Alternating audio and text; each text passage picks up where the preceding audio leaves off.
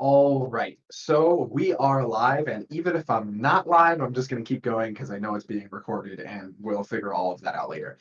And so you'll notice that it's just me today, and the reason being is because I am going to go over how we use Clay in my agency, Growth Engine X, in order to create higher response rates. All the time, Clay customers come in and they say, okay, this sounds amazing, but what's going to be the results on our response rates? And my response to that is always, well, it depends on how good your ideas are. I could say that there's a lot of ways that you could increase the response rate that you're getting on your campaigns. But that being said, it really has to come down to product market fit. So instead of making a guarantee to people and saying, okay, hey, I guarantee your response rates will go up. I'm just going to overwhelm you with examples of when I have used Clay in order to have response rates increase on campaigns for my clients. I won't name any of them because this is a Clay broadcast and not a Growth Engine X podcast. So if anybody is like, why is he not naming company names? It's because I don't have the permission in this context, and we don't have to get into that too much. I will also show you the basics of how we built it. I'll probably create like a gigantic Clay table to be able to make this happen. And we can jump into it from there. So the first thing we're going to do is I'm going to present my screen so everyone can see. And here we go. Yeah, so we're going to see this one. And we're just going to start off with a template just so that we have some sample data to work with. And what I would say about this is the first one that we're going to go over is a little while ago, I was helping private equity companies reach out to small businesses to see if they would be willing to sell their small business to the private equity company.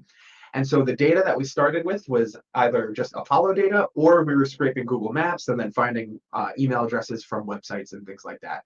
And because again, these were locally owned businesses. And the personalization that we added to this campaign in this particular case, it 3x to the positive response rate, was extremely simple. All we did to this campaign is we added the phone number from their Google My Business profile, and we took a look at the location that they're located in and commented on a restaurant in the area. And so, like I said, between the two of these things, we increased the positive response rate by 3x. And so pretty great amount of leads. And so the way that this happens is you just use the Find Business Google review information.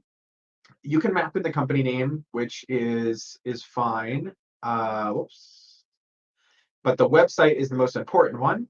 And then we'll hit continue to add fields. And then we could take the ratings. Those would help increase your response rate as well. But I really need the phone number from here. And then we'll take the address as well. Why not? And then we are running this integration. And so the way this kind of played out was we would basically reach out to people and say, oh, hey, Mary, I was just trying to call you at 312-281-5175, but it seems like I missed you, and email would be easier. And then we would get into the pitch afterwards. And this was one thing that we did to increase positive responses. And like I said, the other thing that we did is we called out a restaurant in their area, which is personally one of my favorite ones. Don't use this on SaaS people because they see right through this kind of stuff. But this one is pretty fun. So we're entering the address, and we're just going to put restaurant and Yelp domain. That's interesting. Oh yeah, that's just the country. And then we're going to sort the results by highest rated so that we don't accidentally get like a Dunkin' Donuts in here or something.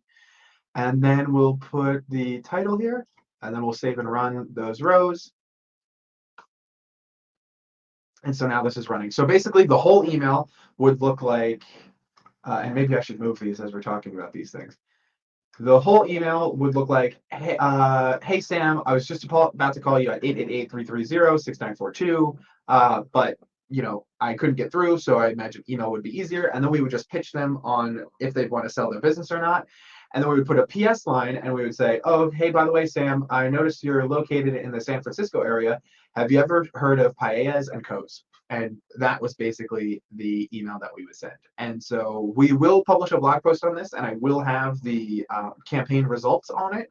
And this did increase the campaign results by about 3x on the positive responses.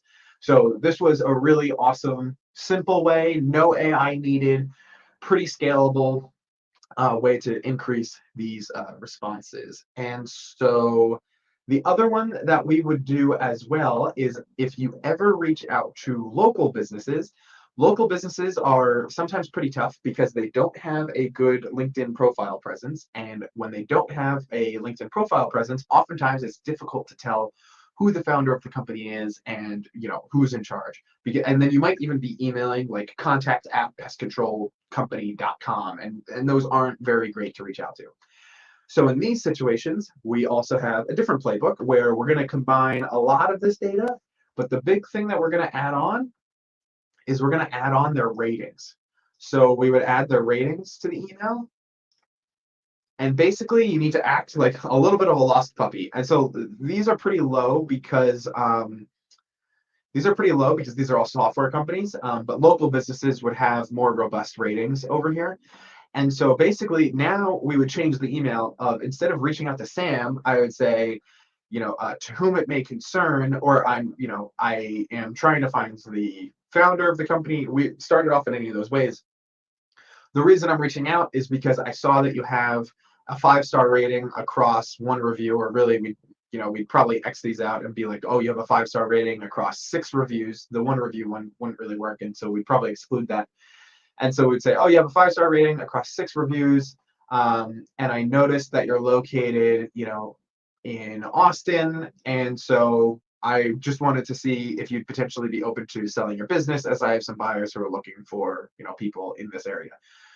We would kill the restaurant in this case because we have no clue who we're reaching out to and where they're going.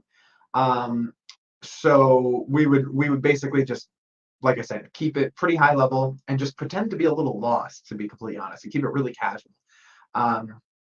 And so that's what we would do for some local outreach. Again, if you were to just send a campaign where it was just you're reaching out to info@pestcontrolcompany.com and just pitching them, I think we got no responses when we did that. And then here we got not as many results as when we had the person's first name, but way better results than not having the person's first name. Like I think there's not even an X that you put it on because it didn't work before for the contact@pestcontrolcompany.com, but then it worked when we added in all of this data. So I think overall we found 105 pest control companies that wanted to sell when it came to having their first name in the email, and we knew we were reaching out to the owner. And then I think we found like 65 companies that wanted to sell when we just had the contact email address. So you can derive those results from yourself. And then when we were emailing the contact email address with none of this data, I don't think we had anybody email us back. So that is another pretty good example. Another one is looking for keywords on somebody's website. And so I've used this in 2 instances. One, I've used this to determine what type of company a company is within a niche. And so what I mean by that is, one time I was helping somebody contact lawyers, and they only wanted to speak to wrongful termination lawyers, and they gave us a bunch of other keywords as well. And so the other one we did was around CSV imports and CSV uploads. And we could kind of talk about the stats that come from that. But so we'll talk about the legal one first. And so basically what we were doing is we came in and we were using Google. Where is it? We used the search Google one, and we had our search query. And so I basically said like site, and then we took their website. And then I was looking for a whole host of keywords, but I just put wrongful termination right here. And then we'll put one result because I really don't need a whole lot. And then we'll take, let's take the snippet, and then we'll search their websites, which it'd be kind of funny if there's wrongful termination. So now what we would do is, this is funny. Where is this on? Oh, the agreement. Okay, yeah, that makes sense. And so now what would happen is we have this list of 10,000 lawyers, and we would whittle that list down to only the ones that mentioned wrongful termination. And then we reached out to those people because the pitch obviously had something to do with wrongful termination. And so again, this was actually a campaign that I think we were getting like a 0.5% positive response on, but we were getting a lot of spam complaints because there were a lot of people who did not deal with wrongful termination, and our open rates were suffering pretty significantly. So this isn't one of those cases where we are getting zero results, but we're definitely having a tough time with the results. And so when we scored all of the companies and we knew that they actually mentioned wrongful termination, that actually turned it into a 11% positive response rate campaign, which you could probably extrapolate that, like, the 0.5 was a similar response rate if we were actually targeting the people who actually mentioned wrongful termination. All we did here is just make the list a lot smaller and more refined and then go after those people. But again, in order to do this research manually would take a ton of manual effort. And so we were able to use Clay to make this happen. Candidly, the list was not huge. I think we ran it to probably about 400 lawyers in New Jersey. And then after that, the campaign was over. So very small campaign. I do want to put that out there. Then when we did it for the CSV imports and CSV uploads, we actually have data side by side of, because we still send an email if they're a SaaS company and they don't mention CSV uploads, and then we send an email if they mention CSV uploads. And if they do mention CSV uploads, we are getting a boost in response rates. That one I don't want to put out into the public right now because I might get that number wrong. Follow up on the blog post when I have these numbers in front of me. But like I said, when we compare it to, we haven't found anything on their website, to when we do, we get really good positive responses. Somebody actually took that email and they posted it on LinkedIn as one of the best emails that they've ever received when we found CSV imports on their website, and we get tons of kudos in the emails about it as well that I can share. So that was another one that we used Clay to basically boost response rates from there. Then this has become kind of a staple in the agency, where this one is boosting positive response rates pretty explicitly. And so let's just use this. What we're doing with this one is I'm taking the description of the company, and I am taking the description of the company and creating a summarization or a mission statement for what this company does. And then I'm able to put this into the email. And so in order to make this, it is very simple, and I apologize if you're watching the live stream and this might be a little boring, but the way that we do this is it's just using the input, summarize what the company does and how they help people. This is the input, and then we're going to go like that. And now we're going to put description.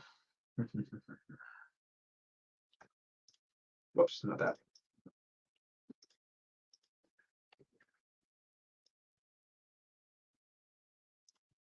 And now we'll take their description, and then I'll say, like, keep the output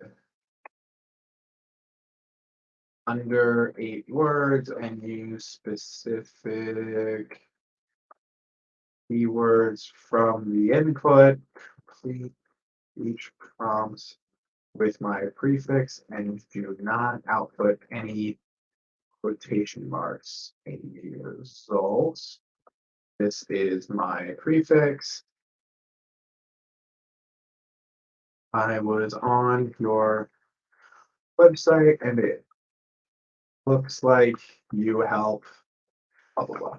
And so then this line we can create, we can hit continue to add fields. Again, we have data for this line. Basically, the case study I would have for this line is that we have a customer who runs a marketing agency, that they have great case studies for that, how they can help other companies, but they were getting a okay response rate. I think it was at like a 1.5% positive response rate, which is, by all means necessary, pretty dang good. But then what we did is we added this AI line to make them feel like we were actually researching them. And then we took it to about like a 3.2 positive response rate, if I can remember that off the top of my head. And so this just simple line will increase your responses because it looks like you actually looked up their website. There's a couple big companies like Orem and other companies that I heard of that they literally have people just writing these lines, and so now you can just use artificial intelligence to get this done. You don't even have to have these lines say this precisely. You saw how I set it up. You have the prefix and you can have it say specific things. I would even sometimes set it up to be like, okay, you're, analyzing all of these banks. How is this bank different than regular banks? This is what a regular bank does. How does this bank differentiate itself from other banks? And then you can turn that into a line. So, a lot of things to be done here as well. I don't think any of these companies are totally like ones that we would all know about, but if we were to look at like Checkly, right? Build and run synthetic monitoring that scales, monitoring as code workflow for developers. Okay, great. So what does it say that they do? I was on your website. It looks like you help developers with scalable synthetic monitoring. Awesome. Okay, I think that nails it pretty well. The next thing, I think this one we use in the agency currently, and I guess I would compare this to if I were to send an email to somebody and say, hey, I run a outbound agency. I can help you get more leads. Do you want me to help you get leads? That would be the alternative of being able to send the campaign I'm about to show you, of which there's no positive responses on that one. With this, we basically get 3 positive responses a day using this one. And so what this is I am using ChatGPT to analyze a company's description and then give outbound campaign ideas based off of that company description. And so I'm trying to think of if there's any other explanation to that. So, and I guess I'll just jump into exactly how it works. So basically we would have like 4 messages. And so we would be like user using the input, and actually I'm going to try to find another table where I do this because this is a huge prompt. Please bear with me. Basically, we're going to say using the input, come up with 3 creative marketing ideas for this company that have to be possible with outbound marketing.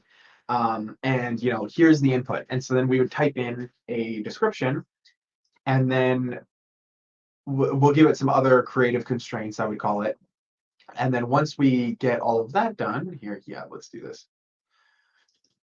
And then once we get all of that done, we can kind of run it and let it fly. So we have this one, using the input, create blah, blah, blah, keep each bullet point under this, and all of these things. Be specific. Great. And then we're going to set up the assistant where I'm going to teach it, hey, this is what I want your outputs to look like. And then we'll have the user again, but now my user is going to be the real output that we're going to use, which is the description. Oh, whoops. Yep. So then we have the description here. And actually, we don't need the 4th one. I actually, in my real prompt, I have 10 of these going back and forth because I want it to be really good, and I gave it a lot of examples, but this would also work as well. So then we'll hit this, and then we'll run. And so what this is going to do is give these companies outbound campaign ideas, right? So this company, it helps you with breach prevention, right? And let's see what outbound ideas they gave us. Okay, so we'll move to another one. I was on your site, and it looks like you help manage and protect Microsoft infrastructure. So awesome. So target IT managers involved in cloud migration, offering tailored solutions to simplify their transition. Reach out to CISOs or security managers highlighting Chaosoft's security and compliance benefits, and email Microsoft certified professionals emphasizing compatibility with Microsoft environments and increased efficiency. And so this is taking a campaign. Basically, what we're doing here is reaching out to these companies and saying, hey, if I had a chance, this is how I would run your outbound marketing ideas. Are you doing any of these right now? And do you need to help automating any of them, or do you need help starting any of them? Is basically the way that we're framing it. And I have no social proof in the email. I have no offer in the email. I have no guarantee in the email. It kind of like breaks all of the rules of a lead gen agency's outbound prospecting.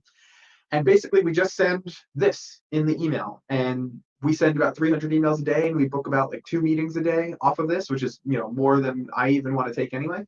And it's highly scalable, right? Because we're only at 300 emails a day, so we could really ramp it up if we wanted to. And what I would say is any person who has a product or a service that can be used creatively, and the way that everyone uses your product or service is different, could benefit from this. So if you're like a I'm trying to think. If you're one of these tools for engineers and you do one thing and that's what you help engineers do, then this play wouldn't really work that well for you. But if you are Clay, and there are tons of creative things that companies can do, with your product. This is a great way to take your value proposition and plant it into a company and what they're doing, and so that they can like imagine how your product would help them. And again, this works for services really well too. As if you provide a service where you just clean somebody's gutters, then this isn't going to work. But if you provide a service that has some creativity elements to it, again, this is going to work really, really well. And so I don't even have a before and after for you because people watching this, if you're a lead gen agency owner, you know the response rates. If you were to just say, oh, hey, I could get you leads. Do you want leads? We help people get leads. The response rate on that email is really low. And then for the people who are watching this that don't run an agency, you get these emails all the time and you probably roll your eyes at it. So this is kind of the level up from that we would send. And so now on to the next one. The next one that we did was, and this would require like a different setup here, but what we did was we took a company that we were actually running campaigns for them, and we were getting very, very little results, and they needed to capture demand extremely quickly. And they came to us and they were saying, hey, this isn't working. We really need to think of something a lot faster. And I said, okay, let's go back to the drawing board. Today, how do you acquire customers? And they said, well, we acquire customers basically through our CEO posting organic content on LinkedIn, and then we take action on the people who come inbound. I said, okay, well, what if we were to reach out to all of his connections that meet certain criteria, and then target those people specifically to see if we could just speed up the amount of demand that we could generate by going straight to them and putting a direct offer in their inboxes. And they said, sure, let's do it. And so basically, the first thing that we did was we just took out all of the people that are connected with them and that were already customers, because we wanted to definitely take those people out. Then the next thing that we did is we just used the get keywords function inside of Clay, and we were looking for keywords around like human resources. Human resources. What else? Training. Team development. That's not a good one, but anyway, that's what we were doing.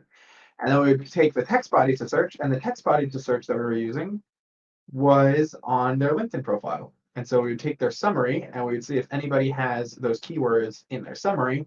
And then that's how we basically scrubbed the list of 30,000 followers, broke it down to 1,500 people that we should reach out to. And that campaign probably has the highest positive response rate of a campaign as far as like emails sent, and then the amount of responses that we got, and then the amount of positive responses that we got. And like I said, I know we're on this live stream right now. I'm not showing any proof for this. Please follow for the blog article. The blog article is going to have all the proof for this. I promise. I don't like making these claims without saying so. So I know that we got over 100 positive responses in like a week and a half. I forget how many emails we totally sent, and I will publish all of these things in the blog post. So this is another way that we use Clay to basically look at big chunks of data and then break it down and then target people by the right sense. Another really awesome story that I have really definitive proof of a before and after for a campaign that we ran, and then we used Clay in order to increase the response rate on that campaign, was I was helping somebody who sells a software to real estate agents, because real estate agents need to be on Facebook, they need to be on Instagram, they need to be on Twitter, they need to be on ZipRecruiter or Zillow, they need to be on Realtor.com. There's all of these platforms that they need to manage, that if somebody's going to do research on them, they need to pop up and they need to have an active, good-looking profile. And so they actually just needed help with just sending the emails. So they provided a lot of the leads list, and they provided the copywriting that they wanted to use. And so the campaign was going well. I think we had like a 0.7 positive response rate. And like I said, everything was going well. But I said, hey, I think we would be able to make this a lot better. And the way that we made it better is, again, we went back to the Google search. But now, instead of searching on a particular site, like before when we were doing the wrongful termination, we're only searching one site at a time in each row. What we were doing instead now was we were Google searching the realtor's name. Here, we'll take this. We were Google searching the realtor's name and their company name. Um, did I include anything else? No, we were just doing the realtor's name and company name because that was like maybe the most that somebody would probably Google about them as well. And then I kept the results to 5.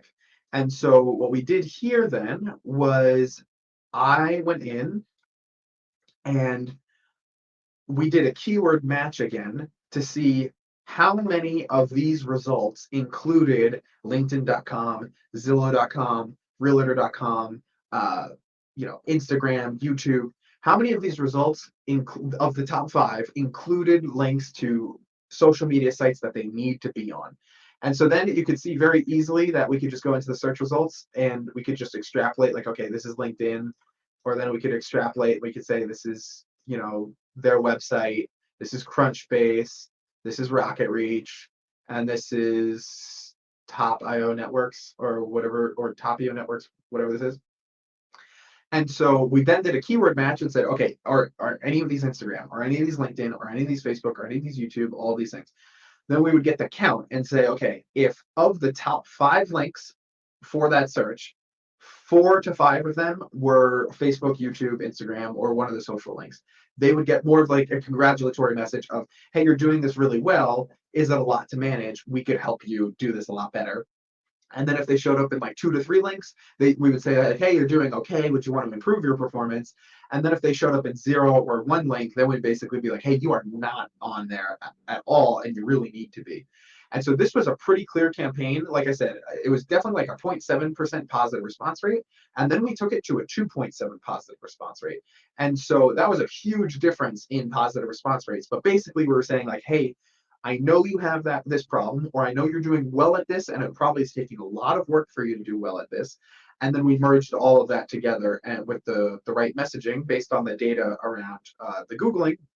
And that's where we were able to get such an increase in positive responses. And I think that's actually one of the best examples of taking like a campaign where it was just raw data before and then injecting some clay practices into it. And then we really boosted the positive response rates from there.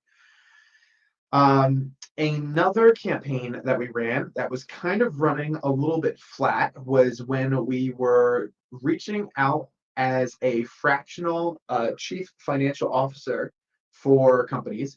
And basically, well, I think it was like a 0.3 or a 0.5% positive response rate. The campaign was not doing phenomenally. It was doing okay. And it really wasn't that good. The feature that we used in Clay in order to boost the response rates on it was we went in and we found their LinkedIn profile. So we had their company identifier and we used their URL here. And then basically we wanted to find to see if they had any accounting.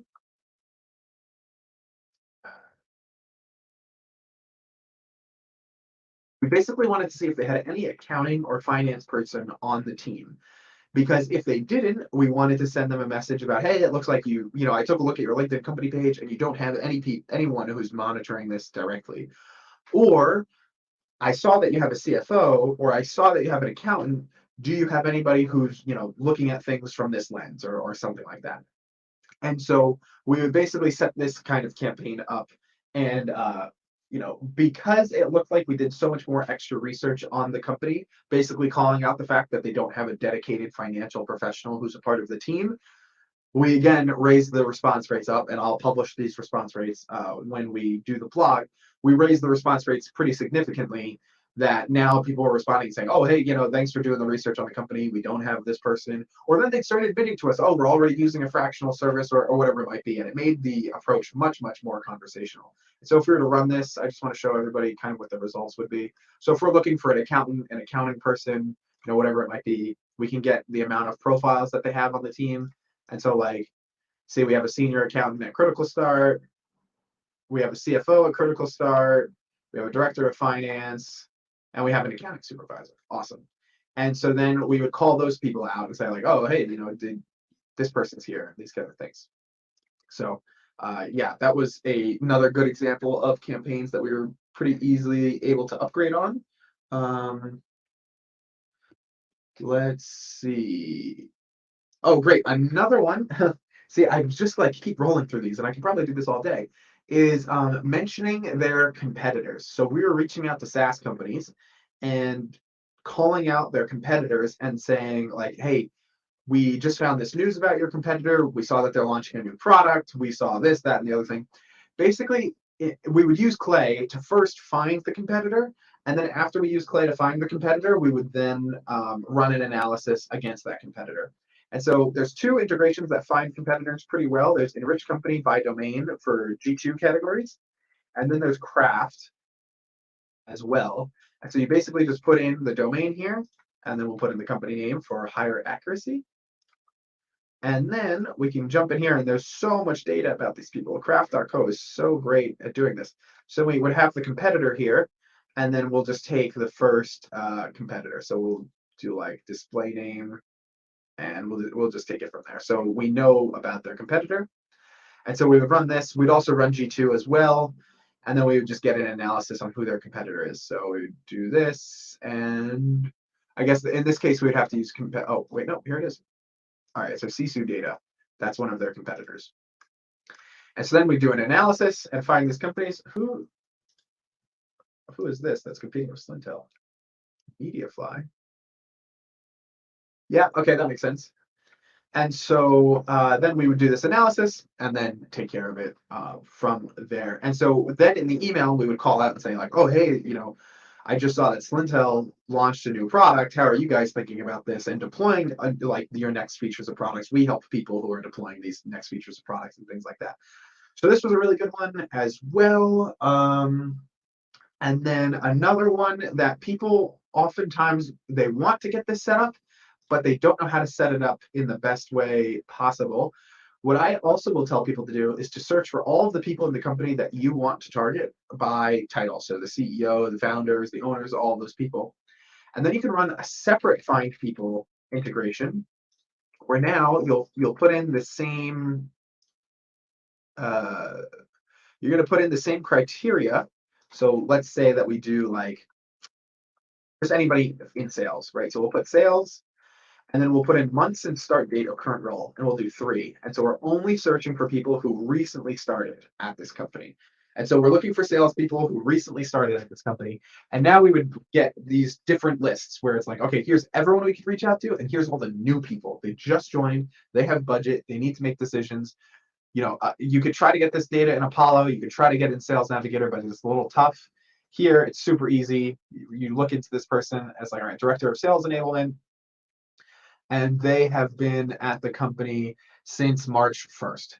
If you sell to directors of sales enablement that just joined the company, Mediafly just had Chris Lard join the company, and you should really be reaching out to them.